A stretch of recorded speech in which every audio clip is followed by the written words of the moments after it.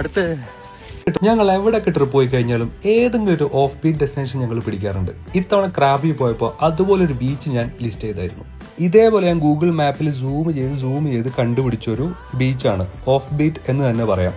ഇവിടുന്ന് കുറച്ച് ട്രക്ക് ചെയ്ത് പോകണം. ഞങ്ങൾ നിൽക്കുന്ന സ്റ്റേന്ന് ഒരു 4 കിലോമീറ്റർ നമ്മൾ ബൈക്കിൽ വരണം. അതിനുശേഷം പാർക്ക് ചെയ്തിട്ട് കുറച്ച് ട്രക്ക് ചെയ്ത് പോകണം. ആൾക്കാരൊന്നുമില്ല, പൊതുവെ ടൂറിസ്റ്റുകളൊന്നുമില്ല. പൊതുവെ ഇങ്ങോട്ട് ആരും വരാറില്ലാന്ന് തോന്നുന്നത്. അടിപൊളി ഒരു പ്രൈവറ്റ് ബീച്ചാണ്. ഇതുപോലെ ഇഷ്ടം പോലെ പ്രൈവറ്റ് ബീച്ച് ഉണ്ട്.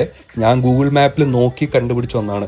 ഇവിടുന്ന് നിന്ന് കഴിഞ്ഞാൽ നമ്മളെ കോങ് ഐലൻഡ്, അതേപോലെ ഒത്തിരി ക്രാബിയിൽ നല്ല അയൺസ് കാണാം. ഞങ്ങൾ ബീച്ചിലെത്തിയപ്പോൾ അവിടെ ഒരു ഫോറിനർ മാത്രമേ ഉണ്ടായിരുന്നുള്ളൂ. പുള്ളി കയാക്കിങ് ചെയ്തിട്ടാണ് അവിടെ എത്തിയത്. അപ്പോൾ ഞങ്ങൾ ട്രക്ക് ചെയ്തതിനേക്കാളും കുറച്ച് ബുദ്ധിമുട്ടാണ് പുള്ളി ബീച്ചിലെത്തിയത്. അനു ഇതേപോലുള്ള എന്തൊക്കെയോ ഐറ്റംസിനെ കടലിൽ നിന്ന് പൊക്കി വരുന്നുണ്ട്. അതേ സമയത്ത് ഞാൻ കടലിലായിരുന്നു. അപ്പോൾ കുറച്ച് ഫോറിനേഴ്സൊക്കെ അവിടെ ലോങ് ടൈൽ ബോട്ടിൽ വരുന്നുണ്ട്.